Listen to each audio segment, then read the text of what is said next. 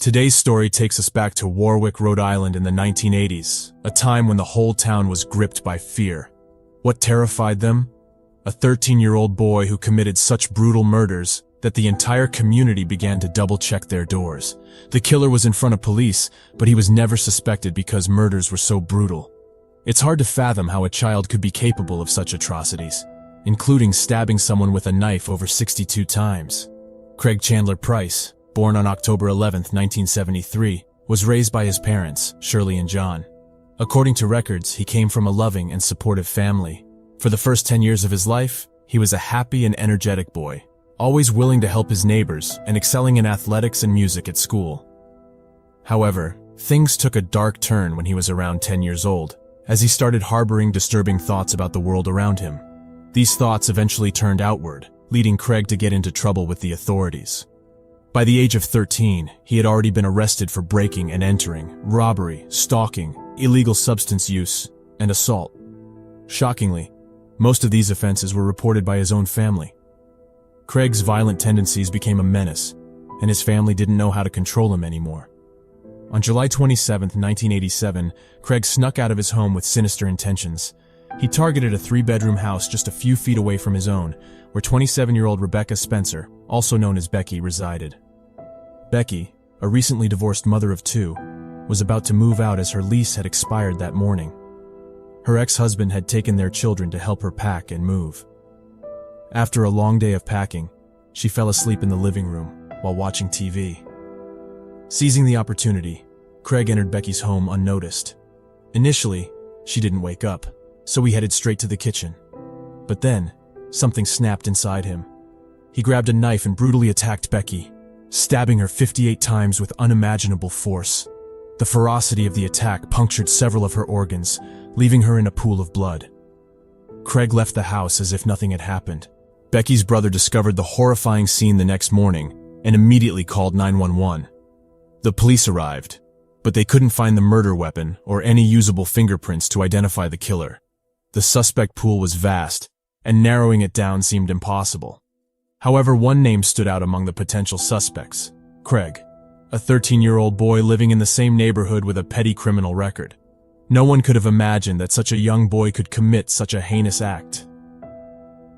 2 years passed, and Becky's case remained unsolved. Craig, now a high school student, continued living his life like any other teenager around him. But the taste of blood lingered, and he realized that the police were no closer to catching him. This realization drove him to kill again. If he had evaded capture before, why not do it again? This time, Craig set his sights on another woman in his neighborhood, Joan Heaton. Joan was a mother of 2, a widow whose husband had tragically taken his own life a few years earlier. She had moved to Warwick with her daughters, Jennifer and Melissa, to start anew. Little did she know that her new home was just down the street from Craig Price. On September 1st, 1989, Craig broke into Joan's home and made his way to the kitchen. He grabbed a large knife, which Joan had purchased that very day. However, the noise alerted Joan, and she came downstairs to investigate. A terrifying encounter ensued, and Craig brutally attacked her, overpowering her with his size and rage. Jennifer and Melissa, awakened by their mother's screams, witnessed the horrific scene unfold before their eyes. Joan, despite putting up a valiant fight, succumbed to her wounds. Craig turned his attention to Jennifer, stabbing her 62 times. When Melissa finally reached the phone to call for help, Craig attacked her an additional 37 times before using a chair to break her neck. After committing these gruesome acts, he covered the bodies with blankets and rugs, attempting to hide the unspeakable carnage he had wrought. The following day, Joan's family saw the horrifying sight through her window and called the police. The first responders were met with a truly gruesome scene: 3 bodies that had been utterly destroyed, concealed beneath blankets. As the police investigated, the Warwick community lived in fear, knowing that a serial killer known as the Warwick Slasher was on the loose. The attacker targeted single mothers and repeatedly stabbed them with kitchen knives.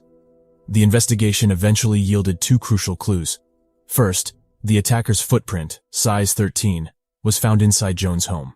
Second, an FBI profiler determined that the attacker likely injured himself during the crimes. The tip of the blade had broken off inside one of the victims, suggesting that Craig had harmed himself in a fit of rage. Armed with these details, the police intensified their search for a man wearing size 13 shoes and possibly sporting a bandage on his hand. Days after the murder, officers spotted Craig at a local park. He matched the descriptions provided, so the officers questioned him about his injured hand. Initially, he claimed to have punched a car window, but further investigation revealed his lie. No reports of car vandalism had been made in the past week. Around the same time, one of Craig's friends contacted the police to report his disturbing bragging about killing Becky and getting away with it for 2 years. With this information, the police obtained a search warrant for Craig's home. Inside, they discovered a plastic bin filled with bloody clothes and knives. The forensic team quickly linked the evidence to the most recent crime scene. By the end of the day, Craig was arrested, taken from his family home in front of his shocked parents. During the interrogation, detectives pressed Craig for a motive behind his horrific murders. He claimed that it all began when a man called him a racial slur, which led him to follow the man home, only to find Becky alone. This encounter allegedly triggered his first killing, and from there, he developed a thirst for blood. Craig was charged with 4 counts of first-degree murder and 2 counts of burglary. However, due to his age, he could only be imprisoned until his 21st birthday. Needless to say, this verdict sparked widespread panic. How could justice be served when a cold-blooded killer like Craig Price would eventually walk free? The residents of Warwick lived in fear, realizing that nobody would be safe as long as Craig was free. However, Craig's behavior in prison ensured that he would remain behind bars. He refused psychological testing and therapy, resulting in charges of contempt of court. During his trial, he unleashed threats against correctional officers, proclaiming his intent to kill them, just like he had killed the little girls. As a result, he received an additional 15-year sentence. In 1996, Craig received another year added to his sentence after biting off a guard's finger. He continued to refuse treatment, leading to another 25-year sentence, with 15 years suspended. Then, in 2017, he viciously attacked another inmate with a homemade knife. If not for this incident, he could have potentially walked free by 2019. Currently, he is scheduled to go on trial next month in Florida for allegedly attempting to murder another inmate. If acquitted, it will be up to Rhode Island prosecutors to ensure he remains in custody as a probation violator. Otherwise, the 45-year-old could be a free man by next year. Despite the additional sentences and ongoing legal battles, it seems unlikely that Craig Price will ever experience true freedom again. However, for the women and children he took away from this world, justice remains elusive. The Warwick community, once gripped by fear, can only hope that they will never have to face such a terrifying ordeal again. Thank you for joining me today as we uncovered the chilling tale of Craig Chandler Price, a murderer who instilled terror in a small town.